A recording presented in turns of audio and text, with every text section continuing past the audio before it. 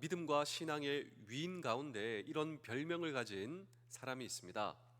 그 사람의 별명은 기도의 응답을 5만 번이나 받은 기도의 기적의 사람. 혹시 이분이 누군지 아십니까? 바로 이분이 조지 뮬러입니다.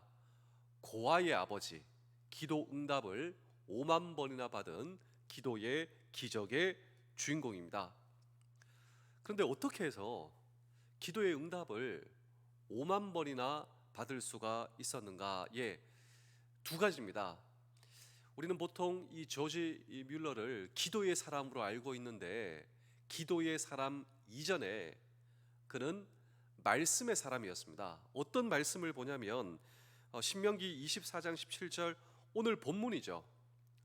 오늘 본문과 같은 이 성경 구절이 반복적으로 나오는데, 그러니까 키워드가 무엇이냐면 고아입니다. 고아. 그리고 과부입니다. 이 조지 밀러는 아주 단순한 사람이었습니다. 복잡하게 생각하지 않고 성경에 고아와 과부가 말이 나온다. 그런데 이들을 하나님께서 사랑하신다.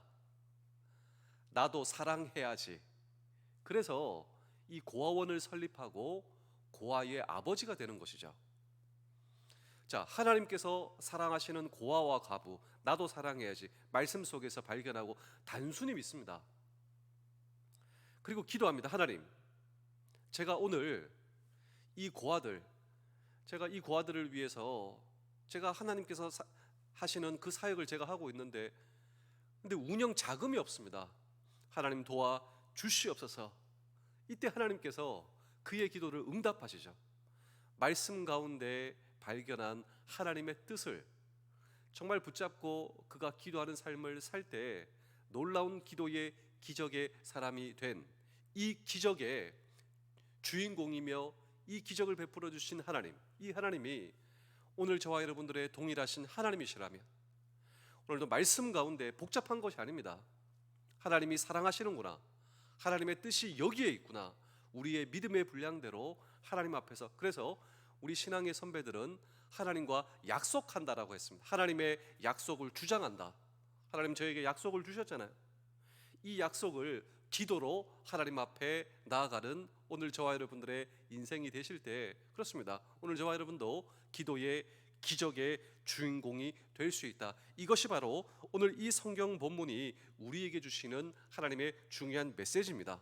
오늘 저와 여러분도 기도와 말씀의 사람이 되어 주어진 인생을 살며 기도의 기적을 맛보기 위해 오늘 저와 여러분들이 해야 할 일이 있다면 무엇인가 라고 하는 질문을 오늘도 우리는 이 성경 본문 속에 던지고, 한 걸음 더 나아가 우리의 인생을 말씀과 기도의 기적의 인생으로 만들어주신 하나님, 그 하나님은 어떤 하나님이신가 라고 하는 질문도 오늘 우리는 이 성경 본문 속에 던질 때, 첫 번째로 그 하나님은 어떤 하나님이신 줄 아십니까? 그 하나님은 우리를 불쌍히 여기시는 하나님. 우리 하나님은 우리를 불쌍히 여겨주시는 하나님이십니다. 우리 신명기 24장 12절을 함께 읽겠습니다. 그가 가난한 자이면 너는 그의 전당물을 가지고 자지 말고. 자, 오늘 이 성경 본문을 앞뒤로 보시면 세상적으로 볼 때 정말 불쌍한 사람이 세 부류가 나옵니다. 첫 번째로 가난한 사람이 나와요. 물질적으로 정말 가난한 사람, 그래서 꿀 수밖에 없는 인생이 나오는데, 여기서 가난한 사람은 상대적으로 가난한 사람이 아닙니다. 여러분 혹시 부자의 정의 아십니까? 부자의 정의.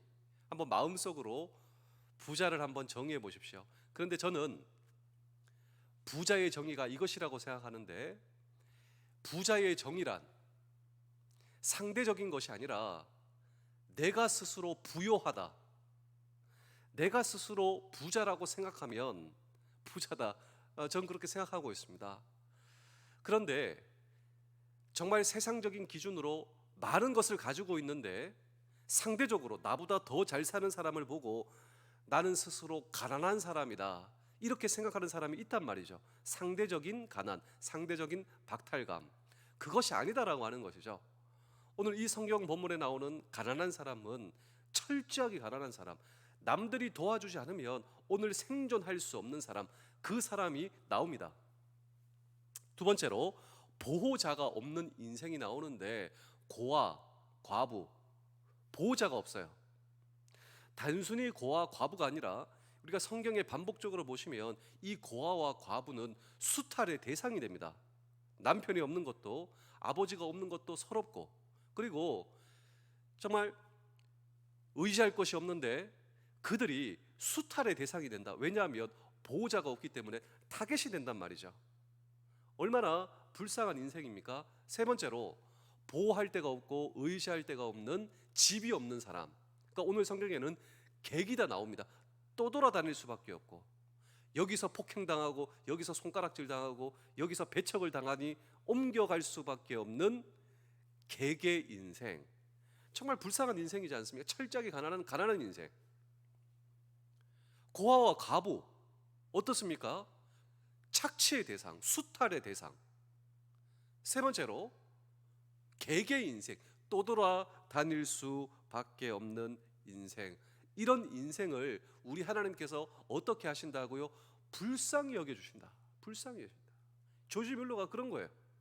이런 인생, 하나님께서 불쌍히 여기시니 내가 그들을 도와줘야지. 우리 하나님은 어떤 하나님이신 줄 아십니까? 가난한 자를 불쌍히 여기신 하나님, 고아와 과부를 불쌍히 여기신 하나님. 우리 하나님은 어떤 하나님이신 줄 아십니까? 세상적으로 갖추어진 사람, 세상적으로 풍족한 사람, 그런데 세상적으로 철저하게 가난한 사람, 불쌍히 여기시는 하나님. 떠돌아다니는 인생을 불쌍히 여기시는, 아버지와 남편이 없는 사람을 불쌍히 여겨주시는 하나님. 제가 오늘 이 성경을 묵상하면서요, 가난한 사람, 고아와 과부, 그리고 객의 인생, 저는 이 인생이 사실 오늘 저와 여러분들의 인생이 아닌가. 왜냐하면 우리는 빈손으로 왔습니다. 빈손으로 갑니다. 사실 내가 가지고 있는 건 내 것이 아니죠. 사실 오늘 저와 여러분 인생을 살다가요, 나는 고아가 될 것입니다. 나는 과부가 될 것이고요. 그리고 나는 정말 배우자가 세상에 떠나가는, 의지할 데가 없는, 나는 외로운 인생이 될 거예요. 오늘 저와 여러분들이 사실 집이 있다고 하지만 그 집이 내 집이 아닙니다. 잠시 머물러 가는 객의 인생, 떠돌아다닐 수밖에 없는 나그네와 같은 인생, 또 하나님이 없었다면 오늘 저와 여러분들은 정말 외로움의 인생. 그런데 더 놀라운 사실은 무엇인 줄 아십니까? 그런 나를 불쌍히 여겨주시는 하나님이에요. 하나님은 나를 불쌍히 여겨주시는 하나님. 그렇기 때문에 나의 생존을 위해서 애쓰시는 하나님, 이 하나님을 기억하시는 여러분이 될 수 있기를 주의 이름으로 축복합니다. 하나님은 내 생존에 관심이 있으시고 나를 불쌍히 여겨주시고, 그래서 나를 도와주시는 하나님, 여러분 그 하나님을 절대로 잊지 않는 저와 여러분 되실 수 있기를 주의 이름으로 축복합니다. 우리 하나님은 기계적으로 나에게 명령하시고, 기계적으로 내가 무엇을 하면 나에게 주신 하나님이 아니라, 하나님의 속성은 나를 불쌍히 여겨주신 하나님, 내 생존에 관심이 있으신 하나님, 그리고 나를 도와주시는 하나님, 그 하나님이 오늘 저와 여러분의 하나님이시다. 이 사실을 여러분 기억하셔야 됩니다. 그래서 오늘 이 성경 본문에 가난한 사람, 특별히 이 가난한 사람은 빌릴 수밖에 없는 인생이에요. 꿀 수밖에 없는 인생. 그래서 오늘 이 성경 본문은 그 채무자의 권리를 존중해야 한다. 이것이 바로 12절 이하의 말씀이 나오는데, 이 가난한 자가 얼마나 가난한 줄 아십니까? 자기의 전 재산이라 말할 수 있는 겉옷, 이것을 담보 잡아 꾸는 것입니다.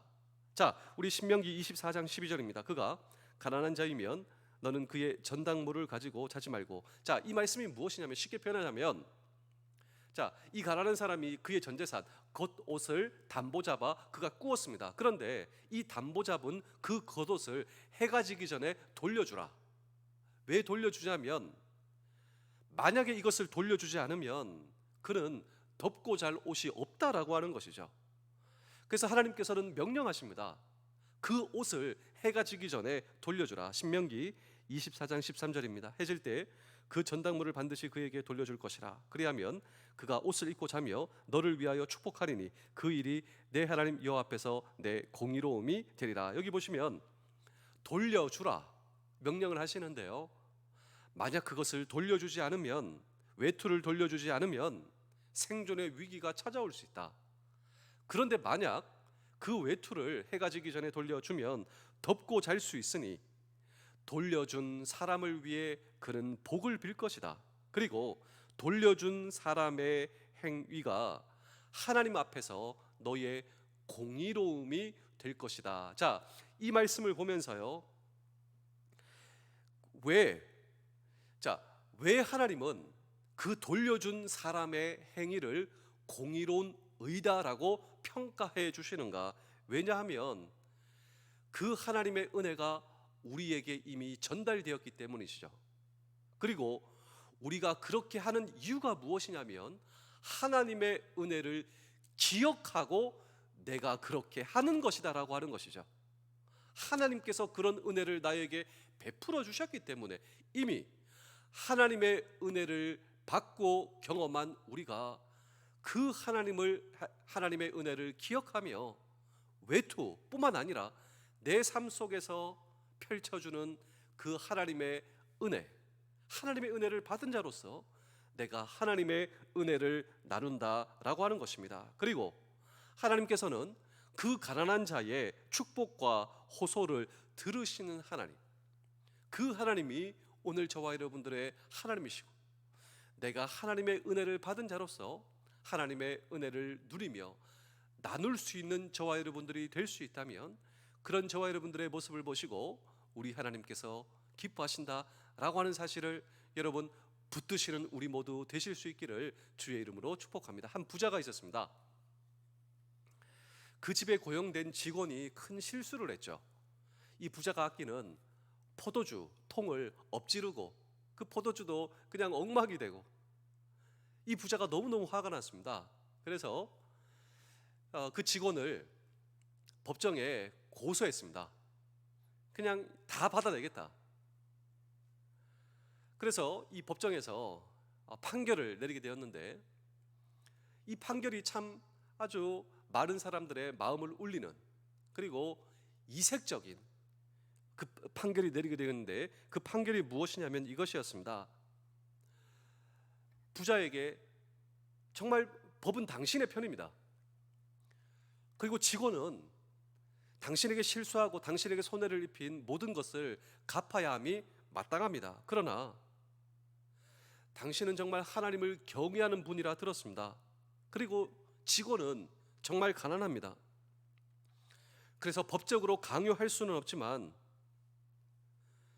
당신에게 하나님의 경외에 따라 당신에게 고소를 취하고 그 직원에게 이달 임금을 지불하기를 이렇게 권합니다. 당신은 조금 손해를 보지만 영적으로 부유한 사람이 될 것이고, 사람들은 당신을 정말 하나님을 경외하는 사람이라 기억하게 될 것입니다. 그리고 당신이 직원을 용서한 것처럼 하나님께서 당신을 용서할 것이고, 이 세상은 밝고 따뜻하고 아름다운 세상이 될 것입니다. 여러분, 너무나 이색적인 판결이죠. 그런데 이 부자가 정말 그렇게 했습니다. 그렇게 할 수 있었던 이유가 무엇입니까? 그렇게 하지 않아도 됩니다. 근데 내 인생을 돌아봤어요. 내 인생은 그냥 왔습니다. 하나님의 도우심이 없었다면 아무것도 할 수 없었던 인생, 또 돌아다닐 수밖에 없었던 인생. 그런데 그 하나님께서 나와 함께 해주시고, 하나님께서 나를 축복해 주시고, 하나님께서 지금까지 인도하셨다라고 하는 사실을 이 부자가 잘 알고 있거든요. 그리고 자기 자신을 돌아봤습니다.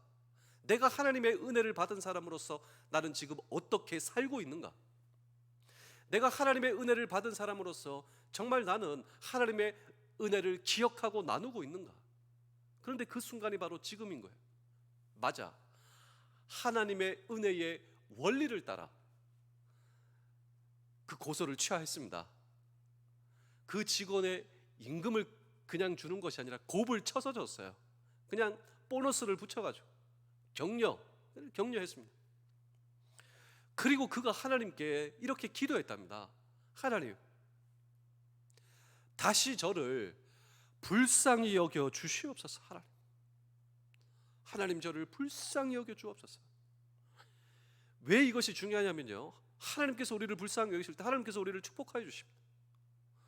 그런데 하나님께서 우리를 불쌍히 여기셔서 하나님께서 우리를 축복해 주셨는데 그 축복 때문에 내가 하나님 앞에 교만하지는 않은가? 내가 그 축복 때문에 내가 오히려 하나님을 멀리하고 있지는 않은가? 이 부자가 영적으로 오히려 가난한 자에게 복이 있나니, 심령이 가난한 자에게 복이 있나니. 그래서 오늘 저와 여러분도 마찬가지입니다. 철저하게 하나님 앞에 우리는 가난한 자가 되어야 됩니다. 철저하게 가난한 자. 하나님 없이는 살 수 없습니다. 제가 하나님 밖에는 의지할 데가 없습니다. 제가 하나님 말고 어디 가서 제가 어떻게 살겠습니까? 하나님 저를 불쌍히 여겨 주옵소서. 오늘도 하나님 앞에 철저하게 가난하고 여러분 의지할 데가 없고 하나님 없으면 저는 아무것도 아닙니다. 이런 영적으로 가난한 자가 돼. 하나님께서 우리를 보시기에 불쌍히 여기신 하나님, 그 하나님이 저와 여러분들의 하나님이시다라고 하는 사실을 여러분 붙드시고 기억하시는 우리 모두 되실 수 있기를 주의 이름으로 축복합니다. 두 번째로 속량의 은혜를 베푸시는 하나님이십니다. 신명기 24장 18절입니다. 너는 애굽에서 종되었던 일과 내 하나님 여호와께서 너를 거기서 속량하신 것을 기억하라. 이러므로 내가 내게 이 일을 행하라 명령하였노라. 자, 네가 가난한 자, 네가 보호자가 없는 자, 네가 의지할 데가 없는 자이다. 그래서 네가 의를 베풀어야 된다. 하나님의 말씀은 이것입니다. 그런데 그 이유에 대해서 성경은 거기서 속량하신 것을 기억하라 두 번 반복하고 있는데, 우리 마지막으로 신명기 24장 22절입니다. 너는 애굽 땅에서 종되었던 것을 기억하라. 이러므로 내가 내게 이 일을 행하라 명령하노라. 자, 애굽 땅에서 종되었다. 너는 원래 애굽 땅에서 종이었다, 이 말씀이죠. 애굽 땅에서 종되었던 이스라엘 백성들은 생사 여탈권도 나에게 없었습니다. 그러니까 이집트의 왕에게 있었어요. 철저하게 그들은 가난하고 종이었습니다. 그런데 하나님께서 그들을 구원해 내셨죠. 그 구원의 방법은 속량이었습니다. 이 10가지 재앙의 마지막 10번째, 그 장자의 죽음. 그런데 하나님께서 어린 양의 피를 바라라. 그 피를 바를 때 이 죽음의 사자가 넘어가리라. 이것이 유월절의 의미는 패스오버, 그 죽음의 사자가 넘어가리라.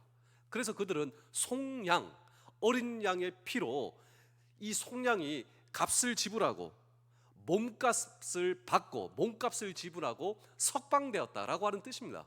정말 그들은 어린 양의 생명과 어린 양의 피로 몸값을 지불하고 그들은 구원받을 수가 있었는데, 이것이 바로 오늘 저와 여러분들이다라고 하는 것이죠.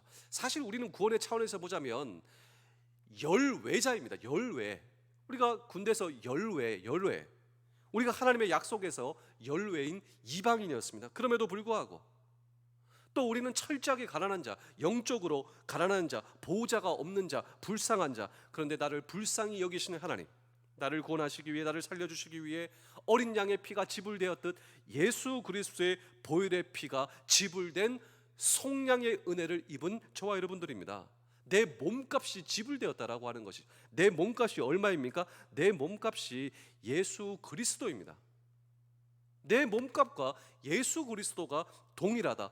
이렇게 나를 평가해 주시고 이렇게 나를 자녀 삼아 주시는 하나님, 그 하나님께서 저와 여러분들을 속량하셨다라고 하는 것이죠. 그 은혜를 기억하라. 그 은혜를 붙들라.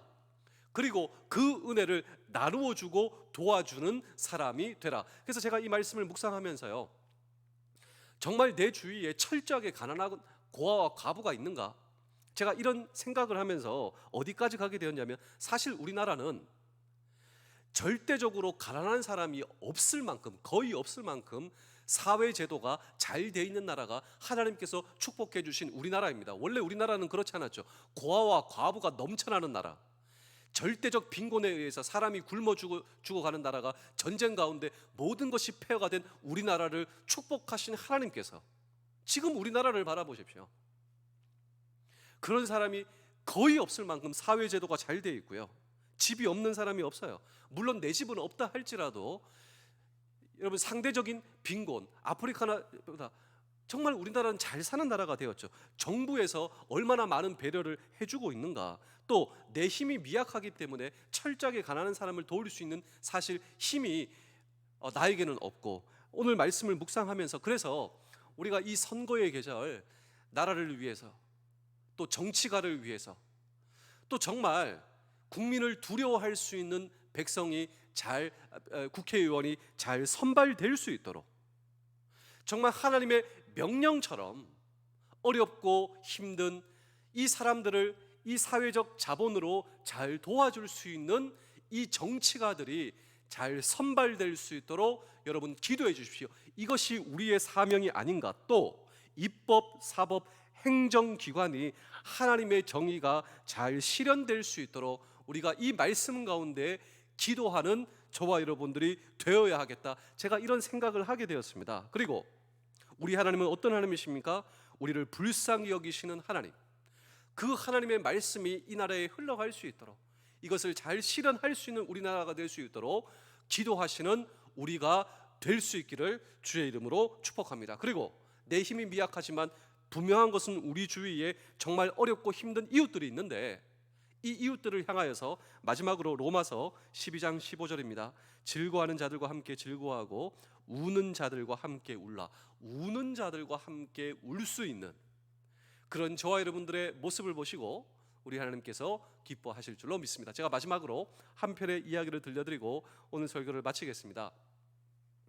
아파트 상가의 작은 슈퍼집에서 한숨 쉬는 사장님이 있었습니다. 이 남편과 아내가 이 상가의 슈퍼를 운영하고 있는데 그냥 먼지만 쌓여 있는 거예요. 이거 어떡하나.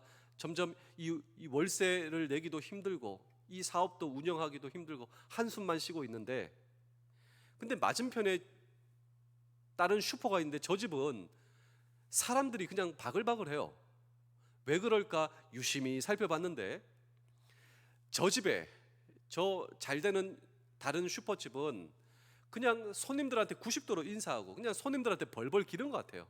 처음에는 자존심도 없나. 근데 따라 해봤어요. 손님들에게 더 친절하고 손님들에게 더 서비스하고 손님들을 더 이렇게 하고. 근데 조금 매상이 좀 더 오르는 것 같아요. 근데 이것으로 부족하단 말이죠. 계속 저 잘 되는 집을 보니까 저 집에는 뭐 음악을 틀어놓는데 그냥 음악이 아니라 찬송가, 복음송가를 틀어놓는 겁니다. 이런 생각을 하는 거예요. 야, 교회 다니는 손님들 저 집에 다 뺏긴다. 그래서 진짜 카세트를 가지고 와가지고 복음성가를 틀은 것입니다. 근데 조금 늘은 것 같아요. 좀 매상도 오르고 사람도 더 많이 오는 것 같고. 근데 이것으로 부족하단 말이죠. 그런데 첫 번째 시도, 두 번째 시도 보고 따라하니까 잘 되는 것 같아요. 그래서 마지막 세 번째 시도를 하게 되는데, 그래 좋다. 점점 이게 잘 되는 것 같은데 내일부터는 새벽 6시에 와가지고 이제 더 빨리 이렇게 하더라. 그래서 이 잠을 잘 때 기분이 좋았어요. 뭔가를 이제 시도할 수 있고 우리 사업도 이제 일어날 수 있다. 그래서 내일 이제 6시 일찍 나가겠다 생각하고 일찍 잤는데, 그날 밤 돼지 꿈을 꾸었답니다. 그냥 돼지 5마리가 이 어미가 새끼를 데리고 그냥 나에게 오는 그 돼지 꿈을 꾸고 벌떡 일어난 거예요. 야, 정말 이 사업이 잘 되겠구나 하고 6시에 오픈을 해야 되니까 5시 30분쯤 이 새벽 기도하는 것처럼 어둑어둑할 때 그 슈퍼 상가 거기 온 겁니다. 근데 깜짝 놀랐어요. 왜 깜짝 놀랐냐면 그 맞은편 집은 이미 불이 켜져 있는 거예요. 깜짝 놀랐어요. 그래서 이렇게 다가오는데 더 깜짝 놀란 것은 저 잘 되는 사장이 우리 가게 앞에 삽으로 뭘 뿌리고 있는 거예요.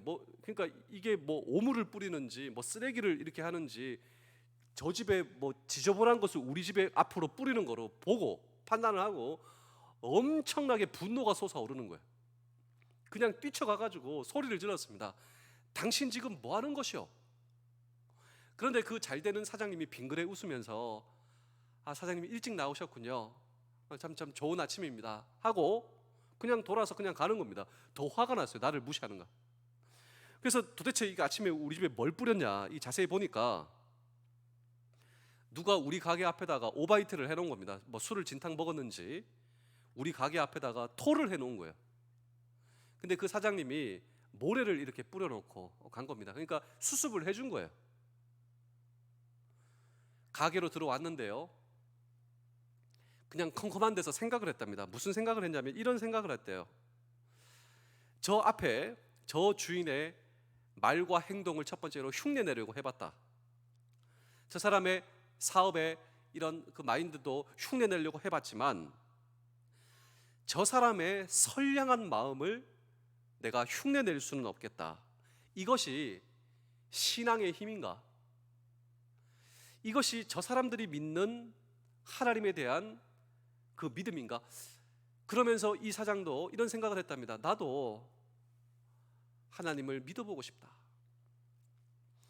내가 정말 의지할 것도 지금 사업도 안 되고 뭐라도 해가지고 내가 해야 되는데, 그래서 저 사람을 내 흉내 내려고 해봤는데, 근데 저 사람의 사업의 힘은 그게 아니라 저 사람이 믿고 있는 하나님, 그 하나님께서 주시는 그 선량한 마음을 통하여서 하는 이 사업, 나도 정말 저 사람이 믿는 하나님을 믿어보고 싶다. 이 생각이 이 사장님의 마음을 사로잡는 순간 마음의 평화가 오더래요. 마음의 평화. 아, 그래, 나도 이제 해볼 것이 정말로 생겼다. 우리 사랑하는 성도 여러분, 장병 여러분, 군가족 여러분, 우리 하나님은 어떤 하나님이십니까? 불쌍히 여겨주신 하나님, 우리의 필요를 누구보다 잘 아시는 하나님, 그리고 더 놀라운 사실, 우리를 속량해 주신 하나님, 자신의 몸값을 지불해 주신 하나님. 우리의 몸값이 얼마입니까? 우리의 몸값은요, 예수 그리스도를 주실 만큼 우리를 불쌍히 여겨주시고 사랑하시는 하나님, 그 하나님이 나의 하나님이시다. 오늘도 그 하나님 붙드시고, 복잡한 것이 아닙니다. 단순하게 하나님께서 사랑하시는 이 말씀 가운데 오늘도 이 말씀을 사모하며 말씀을 붙들고 평생 이 약속의 말씀을 주장하시는 말씀의 기도의 기적의 주인공이 우리 모두 되실 수 있기를 주의 이름으로 축복합니다. 기도하겠습니다. 소망의 하나님 아버지, 이 새 아침 깨우시니 감사합니다. 밤사이에 나의 몸과 영혼을 회복시켜 주시니 감사합니다. 이 아침 주님이 회복하신 힘으로 새로운 날을 맞이합니다. 복되고 활력 있는 하루 되게 하여 주옵소서. 오늘도 제가 해야 할 일들이 순조롭게 하시며, 그것이 무슨 일이든 주님의 도우심이 필요합니다. 제가 일을 망친다 하더라도 주님이 새롭게 하실 줄로 믿습니다. 나의 실패가 주님의 실패가 아니기에 오늘도 소망을 갖습니다. 주님은 언제나 승리하시는 분이심을 믿습니다. 그 믿음으로 오늘도 새로운 시작을 선포하오니, 오늘도 제 손에 들린 이 일을 하는 데 있어 늘 하던 일이 아니라 새로운 일처럼 임하게 하시며 처음 하는 일처럼 설레고 감사하게 하여 주시옵소서. 내가 할 수 있는 일이 있고 내게 맡겨진 일이 있다는 것만으로 감사하고 즐거웠던 처음의 마음을 회복하기를 원합니다. 언제나 초심을 잃지 않게 하시며 업무뿐만이 아니라 부모로서 자녀로서 초심을 갖게 하여 주옵소서. 모든 사람들과의 첫 만남을 생각하며 감사하는 하루 되게 하시며 나의 주 소망이 되시는 예수 그리스도의 이름으로 기도하옵나이다. 아멘. 우리의 인생의 주님이신 주님께 오늘도 기도하며 하루를 시작하시겠습니다.